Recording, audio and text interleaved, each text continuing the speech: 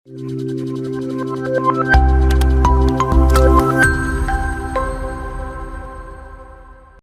All, learn wise പ്ലാറ്റ്ഫോമിലേക്ക് എല്ലാവർക്കും സ്വാഗതം. അപ്പോൾ നമ്മൾ ബി എ ഹിസ്റ്ററിയുടെ നമ്മുടെ ഈ പേപ്പറിന്റെ പേരാണ് social formations and cultural patterns of the medieval world. ഇതിൽ രണ്ട് കീവേഡ് എടുക്കുകയാണെങ്കിൽ നമ്മൾ മെയിനായിട്ട് ഈ പേപ്പറിൽ നോക്കുന്നത് സോഷ്യൽ ഫോർമേഷൻസും കൾച്ചറൽ പാറ്റേൺസും ആണ്. അത് മെഡീവൽ വേൾഡിലാണ് നമ്മൾ നോക്കുന്നത്. ഈ മെഡീവൽ വേൾഡ് എന്ന് പറയുമ്പോൾ ടൈം പീരീഡ് എന്ന് പറയുന്നത് 5th സെഞ്ചുറി AD. AD എന്ന് ഇപ്പോൾ നമ്മളിപ്പോൾ പറയാറില്ല, നമ്മൾ CE ആക്കിയത് ഇപ്പോൾ കോമൺ ഇയറ.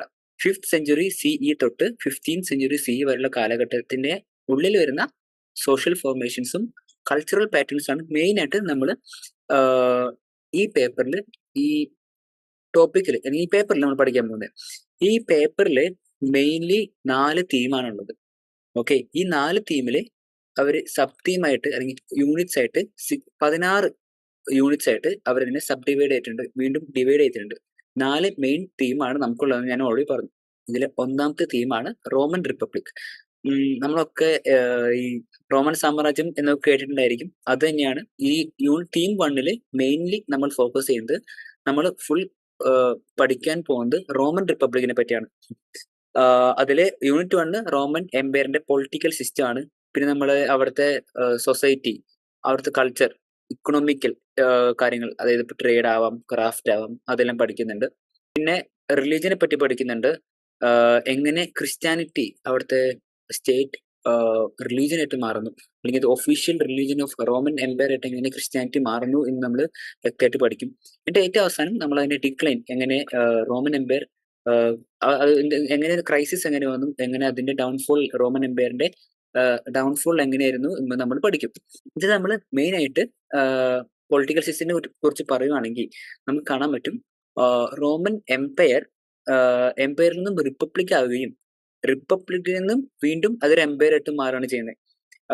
എംപയറും റിപ്പബ്ലിക്കും തമ്മിലുള്ള വ്യത്യാസം എന്താണെന്ന് ഞാൻ ബേസിക്കലി സിമ്പിൾ ആണ്. എംപയർ എന്ന് പറയുന്നത് ഒരു രാജാവായിരിക്കും, രാജഭരണമായിരിക്കും, ഒരാളായിരിക്കും ഭരിക്കുന്നുണ്ടാവാം.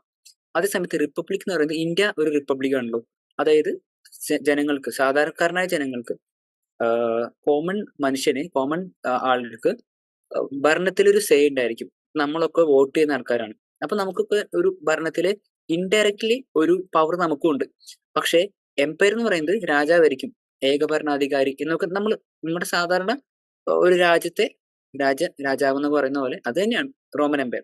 ഈ റോമൻ എംപയറിൽ ആദ്യം ഒരു എംപയർ ആയിരുന്നു, പിന്നീട് അതൊരു റിപ്പബ്ലിക് ആയിട്ട് മാറും, വീണ്ടും അതൊരു എംപയർ ആയിട്ട് മാറുന്നതാണ് നമ്മൾ യൂണിറ്റ് 1 നമ്മളത് ഡീറ്റെയിൽ ആയിട്ട് നമ്മൾ പഠിക്കുന്നുണ്ട്. പിന്നെ നമുക്ക് കാണാൻ പറ്റും റോമൻ എംപയറിലെ പാക്സ് റോമാന എന്നൊക്കെ നിങ്ങൾ ആൾക്കാരെങ്കിലും കേട്ടിട്ടായിരിക്കുന്ന ഒരു വാക്കാണ് പാക്സ് റോമാന. ഈ പാക്സ് റോമാന എന്ന് പറയുന്നത് ഗോൾഡൻ ഏജ് ആണ്. നമ്മുടെ ഇന്ത്യയിൽ വരികയാണെങ്കിൽ ഇപ്പൊ ജസ്റ്റ് ചുമ്മാ കമ്പയർ ചെയ്യുകയാണെങ്കിൽ ഇപ്പോ ഗുപ്തന്മാരുടെ സമയം ഗോൾഡൻ ഏജ് ഓഫ് എന്നൊക്കെ പറയുന്നുണ്ട്, ഗോൾഡൻ ഏജ് ആണെന്ന് പറയുന്നുണ്ട് ഗുപ്ത. അതുപോലെ റോമിലെ പാക്സ് റൊമാന എന്ന കാര്യങ്ങളൊക്കെ നമ്മൾ പഠിക്കുന്നുണ്ട്. പിന്നെ കുറച്ച് കഴിയുമ്പോൾ ഈ നമ്മൾ ഈ പറഞ്ഞ പോലെ യൂണിറ്റ് 2 മെയിൻ ആയിട്ട് ഇക്കണോമിക്കൽ ഹിസ്റ്ററി ആണ്. ഇക്കണോമിക്സും സൊസൈറ്റി എങ്ങനെ അവിടെ റോമില് പ്രവർത്തിച്ചു എന്നൊക്കെ കാണുന്നുണ്ട്. ക്രിസ്ത്യാനിറ്റി എങ്ങനെ നമ്മൾ ഈ യൂണിറ്റിൽ നമ്മൾ മെയിൻ ആയിട്ട് നമ്മൾ നോക്കുന്നത്, ആദ്യം ഈ റോമില് ആദ്യം ക്രിസ്ത്യൻസിന് എതിരായിരുന്നു. ക്രിസ്ത്യൻസ് ഏറ്റിരുന്ന പീഡകൾ, അവർക്കെതിരെ കുറെ പരിപാടി, അതായത് അവർ കുറെ ടോർച്ചർ ചെയ്തിരുന്നൊക്കെ നമുക്ക് കാണാൻ പറ്റും. നമ്മൾ ആ ചാപ്റ്ററിൽ ഇത് ഇലാബറേറ്റ് ചെയ്ത് കുറെ വ്യക്തമായിട്ട് നമ്മളത് പഠിക്കും. അപ്പോ പിന്നീട് അത് കോൺസ്റ്റന്റൈൻ വന്ന് ക്രിസ്ത്യാനിറ്റി അല്ലെങ്കിൽ ക്രിസ്ത്യാനിറ്റി റോമിന്റെ ഒഫീഷ്യൽ റിലീജിയൻ അല്ലെങ്കിൽ ആ സ്റ്റേറ്റിന്റെ മതമായിട്ടാണ് ക്രിസ്ത്യാനിറ്റിനെ കൊണ്ടുവരുന്നത്. പിന്നീട് പിൽക്കാലത്ത് റോമിലെ വത്തിക്കാൻ ഹോളി ചർച്ച് എന്താണ് അവിടുത്തെ ഭരണം ഏറ്റെടുക്കാണ്. ക്രിസ്ത്യാനിറ്റി അല്ലെങ്കിൽ മതം, ഒരു ക്രിസ്ത്യാനിറ്റി എന്ന മതം ഒരു രാജ്യത്തിന്റെ പവർ പൊളിറ്റിക്സിക്ക് വരുമെന്ന് നമുക്ക് കാണാൻ പറ്റും. നമ്മൾ ആ ചാപ്റ്ററിൽ അത് വ്യക്തമായിട്ട് പഠിക്കും, കൂടുതൽ നമ്മൾ അതിനെ അറിയും. പിന്നെ റോമിന്റെ ക്രൈസിസ്, എങ്ങനെ ഈ റോമൻ സാമ്രാജ്യം, ഇത്ര വലിയ റോമൻ സാമ്രാജ്യം എങ്ങനെ തകർന്നു വീണെന്ന് നമ്മൾ നോക്കും. അതിൽ പല കാരണങ്ങളും പറയുന്നുണ്ട്. ഈ ജർമാനിക് ട്രൈബായ വിസിഗോത്സിന്റെ റെയ്ഡ്സ്, അവര് റോമൻ എംപയറിനെ ഇടയ്ക്കിടയ്ക്ക് വന്ന് റെയ്ഡുകൾ, അതായത് അറ്റാക്ക് ചെയ്തിരുന്നു എന്ന് നമുക്ക് കാണാൻ പറ്റും ഹിസ്റ്ററി പഠിക്കുവാണെങ്കിൽ. അതായത് നമ്മൾ എന്തായാലും പഠിക്കും, നമ്മളത് നോക്കും. പിന്നെ നമുക്ക് കാണാൻ പറ്റും ഈ റോമൻ എംപയർ പിൽക്കാലത്ത് രണ്ടായിട്ട് ഡിവൈഡ് ചെയ്യുന്നുണ്ട്, വെസ്റ്റേൺ റോമൻ എംപയറും ഈസ്റ്റേൺ റോമൻ എംപയറും. ഈ വെസ്റ്റേൺ റോമൻ എംപയർ 476 CE തകരുകയാണ്, മൊത്തം പോവാണ്. ഈസ്റ്റേൺ റോമൻ എംപയറിനെ ബൈസന്റൈൻ എംപയർ എന്നാണ് വിളിക്കുന്നത്. ഈ ബൈസന്റൈൻ എംപയർ എന്ന് പറയുന്നത് റോമിന്റെ ഒരു ഭാഗമായിരുന്നു, പക്ഷേ വെസ്റ്റേൺ റോമൻ എംപയറും ഈസ്റ്റേൺ റോമൻ എംപയർ ആയപ്പോൾ ഈസ്റ്റേൺ റോമൻ എംപയർ ആയതാണ് ബൈസന്റൈൻ എന്ന് പറയുന്നത്. ഇനി ഇത് കഴിഞ്ഞ് നമ്മൾ അടുത്ത തീമിലേക്ക് വരുമ്പോൾ തീം നമ്പർ 2 എന്ന് പറയുന്നത് feudalism in Europe from 7th to 14th century എന്നാണ് നമുക്ക് കാണാൻ പറ്റുന്നത്. ഈ തീം ഭയങ്കര സിമ്പിൾ ആണ് എന്ന് ഞാൻ വിശ്വസിക്കുന്നു. നിങ്ങളും പെട്ടെന്ന് അത് പഠിച്ചെടുക്കുമെന്ന് ഞാൻ വിശ്വസിക്കുന്നു. കാരണം ഈ തീമില് സിമ്പിൾ ആയിട്ട് രണ്ട് കാര്യം പറയുന്നുള്ളൂ. ഫ്യൂഡലിസം ആണ് മെയിൻ ടോപ്പിക്. ആ ഫ്യൂഡലിസത്തില് അതിന്റെ ഫോം, അതിന്റെ സ്ട്രക്ചർ, ഫ്യൂഡലിസത്തിന്റെ ഫേസ്, പിന്നെ എങ്ങനെ ഫ്യൂഡലിസം ഡിക്ലൈൻ ചെയ്തു, അതെങ്ങനെ ഇല്ലാതായി എന്നാണ് പറയുന്നത്. ബേസിക്കലി ഓക്കെ, ഫ്യൂഡലിസത്തിന്റെ കാര്യം പറയുമ്പോൾ നമുക്ക് കാണാൻ പറ്റും എന്തായിരുന്നു ഫ്യൂഡലിസം. അതായത് ഈ ഫ്യൂഡലിസം വരുമ്പോൾ തന്നെ മിഡീവൽ ടൈമിലാണ്. ഞാൻ പറഞ്ഞല്ലോ, ടൈം പീരീഡ് പറഞ്ഞല്ലോ, 5th to 15th century CE ആണ് ഈ മിഡീവൽ ടൈം. ഈ മിഡീവൽ യൂറോപ്പിലാണ് ഫ്യൂഡലിസം ആദ്യമായിട്ട് വരുന്നത്. ഇപ്പോ ഫ്യൂഡലിസം നമുക്ക് വളരെ സിമ്പിൾ ആയിട്ട് പറയുകയാണെങ്കിൽ, ഇപ്പൊ ഒരു രാജാവിന് കുറച്ച് സ്ഥലമുണ്ട്. രാജാവിന് മൊത്തം സ്ഥലം കിട്ടിയിട്ട് പുള്ളിക്ക് അത് ഒറ്റയ്ക്ക് നടത്താൻ അല്ലെങ്കിൽ നോക്കി നടത്താൻ കുറച്ച് പ്രയാസം ഉണ്ടെന്ന് വിചാരിക്കാം. രാജാവ് എന്ത് ചെയ്യുന്ന വെച്ചാൽ, രാജാവ് ആ സ്ഥലത്തെ കുറച്ച് മെയിൻ ആൾക്കാർ, ഓരോ സ്ഥലത്തും മെയിൻ ആയിട്ട് കുറച്ച് ആൾക്കാരുണ്ടെന്ന് നമുക്കൊക്കെ അറിയാം, ഉണ്ടായിരിക്കുമല്ലോ ഓരോ സ്ഥലങ്ങളിലും. ആ മെയിൻ ആൾക്കാർക്ക് ഈ സ്ഥലം ഇപ്പൊ പ്ലോട്ട് തിരിച്ച് സ്ഥലം വിൽക്കുന്നു, അങ്ങനെ കാണുന്ന പോലെ പ്ലോട്ടുകളാക്കിയിട്ട് ഈ സ്ഥലം ആ സ്ഥലത്തെ മെയിൻ ആൾക്കാർക്ക് കൊടുക്കുന്നു. ഈ ചെറിയ ഭാഗങ്ങൾ, അതായത് ഞാൻ പ്ലോട്ടാക്കി കൊടുത്തെന്ന് പറഞ്ഞല്ലോ, ഈ ഓരോ പ്ലോട്ടിനെയാണ് ഫീഫ് എന്ന് വിളിക്കുന്നത്. ഇങ്ങനെ ഈ ഫീഫുകൾ ആ മെയിൻ ആൾക്കാർക്ക് കൊടുക്കുന്നു. മെയിൻ ആൾക്കാര് അപ്പൊ എന്ത് ചെയ്യും, രാജാവിന് തിരിച്ച് കുറച്ച് സേവനം ചെയ്യും, ടാക്സ് കൊടുക്കും. രാജാവിൻ്റെ അടുത്ത് ആരെങ്കിലും പുറത്തുനിന്ന്, ഇപ്പോ നമ്മള് സിമ്പിൾ ആയിട്ട് പറയുകയാണെങ്കിൽ, ഇപ്പൊ ആരെങ്കിലും ഒക്കെ പുറത്തുനിന്ന്, അതായത് രാജ്യത്തിന് പുറത്തുനിന്ന് അറ്റാക്ക് ചെയ്യാൻ വരുവാണ്, രാജാവിനെ ചുമ്മാ ഉപദ്രവിക്കാൻ വരുവാണെങ്കിൽ ഈ മെയിൻ ആൾക്കാര് രാജാവിനെ സപ്പോർട്ട് ചെയ്യും, രാജാവിന് വേണ്ടി പ്രൊട്ടക്ഷൻ കൊടുക്കും. ഇതാണ് ഈ സ്ഥലം കിട്ടിയ ആൾക്കാർ ചെയ്യുന്നത്. ഈ സ്ഥലം കിട്ടിയ ആൾക്കാർ എന്ത് ചെയ്യുന്ന വെച്ചാൽ, ഈ സ്ഥലത്ത് കുറച്ച് ഉപകാരം വേണ്ട. അപ്പോൾ ഈ സ്ഥലത്ത് പെസൻസിന് അല്ലെങ്കിൽ സാധാരണക്കാരായ പണിക്കാരെ അവിടെ അവർക്ക് ഇത് കൊടുക്കും, എന്ത് സ്ഥലം, അവിടെ താമസിക്കാനുള്ള സ്ഥലം കൊടുക്കും. ഈ പണിക്കാര് പെസൻസ് അവിടെ താമസിക്കും, അവര് പ്രൊഡക്ഷൻ ചെയ്യും, ഫാം ചെയ്യും, കൃഷി ചെയ്യും. കൃഷി ചെയ്തിട്ടുള്ള കുറച്ച് ജീവിക്കാൻ ആവശ്യമുള്ള കുറച്ച് സാധനം അവരെടുക്കും, ബാക്കിയെല്ലാം ഈ ലോഡ്സിന്, അതായത് ഈ മെയിൻ ആൾക്കാർക്ക് തിരിച്ചു കൊടുക്കും. ഇതാണ് ബേസിക്കലി, അതായത് ലാൻഡ് ആണ് ഈ ഫ്യൂഡലിസത്തിന്റെ മെയിൻ സംഭവം. ഇതൊരു പിരമിഡ് പോലെയാണ്. പിരമിഡിന്റെ ഏറ്റവും മുകളിൽ രാജാവ് ഉണ്ടായിരിക്കും, അതിന് താഴെ ലോഡ്സ്, അതിന് താഴെ പെസൻസ്. ഇതാണ് ഫ്യൂഡലിസം. ഭയങ്കര സിമ്പിളായി പറഞ്ഞാൽ, ഒരു ചെറിയ ക്യാപ്സ്യൂളായിട്ട് ഏറ്റവും സിമ്പിളായിട്ട് പറഞ്ഞാൽ ഇതാണ് ഫ്യൂഡലിസം. ഈ തീമിൽ ഇതാണ് കവർ ചെയ്യുന്നത്. തീം 3 നമ്മൾ പഠിക്കാൻ പോകുന്നത് religion, economy and alternative state formation. എങ്ങനെയാണ് മതം,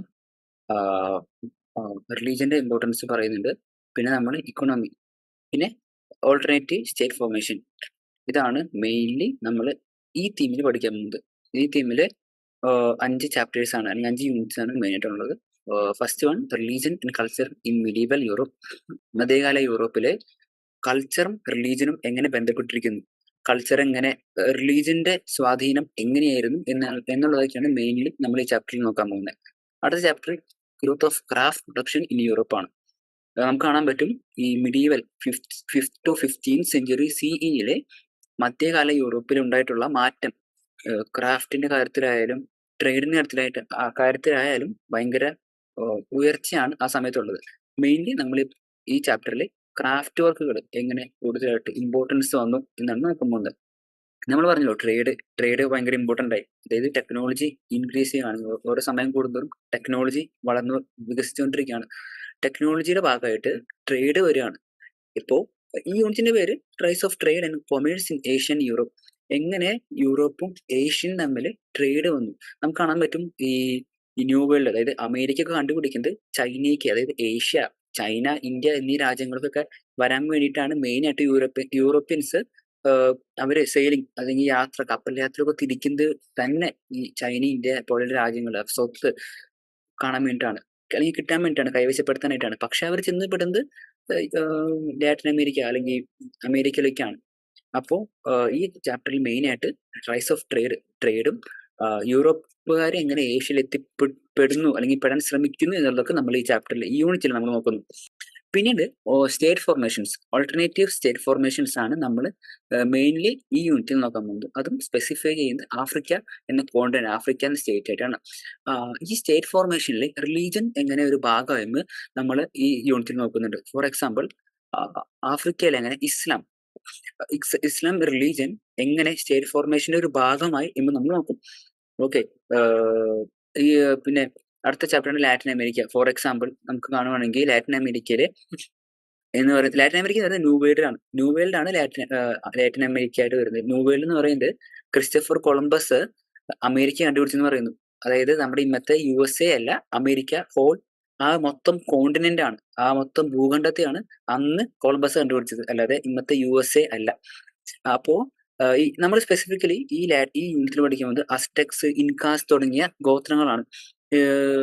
ഈ അസ്ടെക്സ് എന്ന് പറയുന്ന ഗോത്രമാണ് ചോക്ലേറ്റ്, നമ്മളിന്ന് കഴിക്കുന്ന ചോക്ലേറ്റ് ഉണ്ടല്ലോ, ഡയറി മിൽക്ക് അല്ലെങ്കിൽ ഇപ്പോൾ എന്ത് ചോക്ലേറ്റ് ആണെങ്കിലും ആയിക്കോട്ടെ, അത് ആദ്യമായിട്ട് ഉണ്ടാക്കിയത് അസ്ടെക്സ് ആണ്. യൂറോപ്യൻസ് ഈ ലാറ്റിൻ അമേരിക്ക പോയിട്ട് കണ്ടുപിടിക്കുകയും ഈ ലാറ്റിൻ അമേരിക്കൻ രാജ്യങ്ങളിലെ ഈ ഇത്തരം കുറച്ച് ഇവരുടെ കൾച്ചറിന്റെ ഒരു ഭാഗമായിരുന്നു ചോക്ലേറ്റ് എന്ന് പറയുന്നത്. അസ്ടെക്സ് എന്ന ഗോത്രത്തിന്റെ ഒരു കൾച്ചറിന്റെ ഭാഗമായിരുന്നു ചോക്ലേറ്റ്. അത് പിന്നെ ആദ്യമൊക്കെ യൂറോപ്യൻകാര് ഭയങ്കര ഇൻട്രസ്റ്റിംഗ് ആയിട്ട് കഥയുണ്ട്. അതായത് ആദ്യം യൂറോപ്യൻകാര് ഈ ചോക്ലേറ്റ് എന്ന് പറയുന്നത് ആദ്യം ഒരു ഡ്രിങ്ക് ആയിരുന്നു, അതായത് ഒരു പാനീയമായിരുന്നു, കുടിക്കുന്ന ഒരു സാധനമായിരുന്നു. അത് അവരുടെ കൾച്ചറിന്റെ ഒരു ഭാഗമായിട്ട് ഒരു ട്രഡീഷൻ ആയിരുന്നു. വിശേഷപ്പെട്ട പല റിച്വലിലും കുടിച്ചുകൊണ്ടിരുന്ന ഒന്നായിരുന്നു ചോക്ലേറ്റ്. അപ്പൊ യൂറോപ്യൻകാരെ അവർ പറഞ്ഞത് ഇത് പന്നികൾ കുടിക്കുന്ന ഒരു സാധനമാണെന്നാണ് യൂറോപ്യൻകാർ ആദ്യം പറഞ്ഞുകൊണ്ടിരുന്നത്. അപ്പൊ അവർക്ക് ആദ്യം ഈ ചോക്ലേറ്റ് എന്ന സാധനത്തിനോട് ഭയങ്കര അറപ്പായിരുന്നു, പുച്ഛമായിരുന്നു. പിന്നീട് അവരുണ്ടായിരുന്നു, യൂറോപ്യൻകാര് ലാറ്റിൻ അമേരിക്കയിൽ ഉണ്ട്. അവര് ഒരു ദിവസം എങ്ങനെയോ ചോക്ലേറ്റ് രുചിച്ച് നോക്കാണ്. ഇതിന്റെ സ്വാദ് കിട്ടിയപ്പോ പിന്നീട് അവര് വൻതോതിൽ അത് ഇമ്പോർട്ട് ചെയ്യാൻ തുടങ്ങാണ്, എക്സ്പോർട്ട് ചെയ്യാൻ തുടങ്ങാണ് യൂറോപ്പിലോട്ട്. പിന്നീട് പറയുന്നത് ഇവരുണ്ടാക്കുന്നതിൽ മെജോറിറ്റി ചോക്ലേറ്റും യൂറോപ്പിലേക്ക് എക്സ്പോർട്ട് ചെയ്തു എന്നാണ് പറയുന്നത്. അപ്പോൾ ഈ ചാപ്റ്ററിൽ മെയിനിൽ അസ്ടെക്സിനും ഇൻകാസിനും പറ്റി നമ്മൾ ചർച്ച ചെയ്യും. അവസാനത്തെ team 4 societies in central Islamic lands. അത് നമ്മൾ നോക്കുകയാണെങ്കിൽ മെയിൻലി നമ്മൾ ഈ ടീമിൽ പഠിക്കാൻ പോകുന്നത് എങ്ങനെ ഇസ്ലാമിക് റിലീജൻ, ഇസ്ലാമിന്റെ ഒറിജിനേഷൻ, അതായത് എങ്ങനെ ഇത് ഒറിജിനേറ്റ് ചെയ്തു, അതിന്റെ റൈസ് എങ്ങനെ അത് ഡിഫറെന്റ് രാജ്യങ്ങളിൽ അല്ലെങ്കിൽ ഡിഫറെന്റ് കോണ്ടിനെന്റ്സിൽ എങ്ങനെ അത് ചെന്നു എന്നുള്ളത് മെയിൻലി നമ്മൾ അതാണ് നോക്കുന്നത്. Unit 12 pre Islamic Arab world and it's culture. Arabia എന്ന സ്ഥലം അല്ലെങ്കിൽ അറബിക് നേഷൻസ് അല്ലെങ്കിൽ അറേബ്യ ഇസ്ലാമിന് മുമ്പ് എന്തായിരുന്നു എന്ന് നമ്മൾ ഈ യൂണിറ്റിൽ നോക്കുന്നു. നമുക്ക് കാണാം ഈ നൊമാഡിക് ആൾക്കാരായിരുന്നു എന്നാണ് പറയുന്നത് അറേബ്യൻസ്. അതൊരു നമ്മൾ പലപ്പോഴും കളിയാക്കിയിട്ടാണെങ്കിലും അത് തെറ്റാണ് എങ്കിലും കളിയാക്കിയിട്ടാണെങ്കിലും നമ്മൾ പലരും പല സ്ഥലത്തും ഞാൻ കേട്ടിട്ടുണ്ട്, കാട്ടറബികൾ എന്നൊക്കെ ഞാൻ കേട്ടിട്ടുണ്ട്. അതൊക്കെ തെറ്റാണ്. പക്ഷെ ഇവർ നൊമാഡിക്സ് ആയിരുന്നു. പിന്നീട് ഇസ്ലാമിന്റെ വരവിന് ശേഷമാണ് അറേബ്യയിൽ ഇത്ര പ്രോഗ്രസ് ഉണ്ടായിട്ടുള്ളത് എന്നാണ് നമ്മൾ പറയുന്നത്. അപ്പോ ഇസ്ലാം വരുന്നതിന് മുമ്പ് അറേബ്യ എങ്ങനെയായിരുന്നു, അവരുടെ നൊമാഡിക് ലൈഫ് എങ്ങനെയായിരുന്നു എന്ന് നമ്മൾ ഈ യൂണിറ്റിൽ നോക്കും. നെക്സ്റ്റ് നമ്മൾ നോക്കാൻ പോകുന്ന യൂണിറ്റ് ആണ് ഈ യൂണിറ്റിൽ the rise and expansion of Islam എന്ന യൂണിറ്റിൽ മെയിൻലി നമ്മൾ നോക്കാൻ പോകുന്നത് എങ്ങനെ ഇസ്ലാം എന്ന മതം അതെങ്ങനെ ഉദയം ചെയ്തു, അതെങ്ങനെ സ്പ്രെഡ് ചെയ്തു എന്നുള്ളതൊക്കെ നമ്മൾ ഈ യൂണിറ്റിൽ നോക്കും. പിന്നെ നെക്സ്റ്റ് യൂണിറ്റ് എന്ന് പറയുന്നത് ദ കാലിഫേറ്റ്, അതായത് ഈ ഇസ്ലാം, അതായത് പ്രോഫറ്റ് മുഹമ്മദിന് ശേഷം പിന്നീട് 4 കാലിഫ്സ് ആണ് മെയിനിൽ ഉണ്ടാകുന്നത്. അതാണ് നമ്മളത് പഠിക്കും. അതിനുശേഷം പിന്നെ മെയിൻലി വരുന്ന 2 കാലിഫേറ്റ് ആണ് ഉമയ്യദ്സ് ആൻഡ് അബ്ബാസിദ്സ്. ഈ 2 കാലിഫേറ്റ്സിന്റെ കയ്യിലായിരിക്കും പിന്നീടുള്ള ഇസ്ലാം ഭരണം, അല്ലെങ്കിൽ പൊളിറ്റിക്കലി ഇങ്ങനെ ഇസ്ലാംസ് യൂണിഫൈ ചെയ്തു അല്ലെങ്കിൽ സ്പ്രെഡ് ചെയ്തു എന്നുള്ള ഇതൊക്കെ ഈ ഉമയ്യദ്സിനും അബ്ബാസിദ് കാലിഫേറ്റിനും കീഴിലായിരുന്നു. ഓക്കെ, യൂണിറ്റ് 15 നമ്മൾ പഠിക്കാൻ പോകുന്നത് ഇസ്ലാമിക് സൊസൈറ്റിയുടെ സെക്റ്റുകളും അവിടെ റൈസ് ആണ്. അതായത് ഞാൻ പറഞ്ഞില്ലേ ഈ ഉമയ്യദും അബ്ബാസിദും അതിന് ശേഷം എന്നുണ്ടായി എന്നുള്ളതാണ് നമ്മൾ ഈ യൂണിറ്റിൽ പഠിക്കാൻ പോകുന്നത്. ലാസ്റ്റ് ആൻഡ് ഫൈനലി നമ്മൾ പഠിക്കാൻ പോകുന്നത് trading world of Asia and Arab ആണ്. ട്രേഡിന് ഭയങ്കര ഇമ്പോർട്ടൻസ് കൊടുത്തിരുന്നു അറേബ്യൻസ്, അല്ലെങ്കിൽ നമുക്ക് കാണാൻ പറ്റും അറേബ്യൻ ആൾക്കാർ, അറേബ്യൻസ്. അപ്പോൾ ഇവരുടെ ട്രേഡ് ഭയങ്കര ഇമ്പോർട്ടൻ്റ് ആണ്. പല കോണ്ടിനെന്റ്സ് ആയിട്ടും രാജ്യങ്ങളായിട്ടും ഇവിടെ ട്രേഡ് നടത്തിയിരുന്നു. ഇതൊക്കെയാണ് മെയിൻലി നമ്മൾ ഈ യൂണിറ്റിൽ പഠിക്കാൻ പോകുന്നത്. അപ്പോൾ ബേസിക്കലി നമ്മുടെ ഈ 4 മേജർ തീമിൽ വരുന്ന സബ് തീമായിട്ട് വരുന്ന 16 യൂണിറ്റുകൾ നമുക്ക് വളരെ ഈസി ആയിട്ട് പഠിക്കാവുന്നതാണ്. ഓക്കെ, അപ്പോൾ ഇതായിരിക്കും മെയിൻലി ഉള്ള 16 യൂണിറ്റ്സും കാര്യങ്ങളും. Thank you all.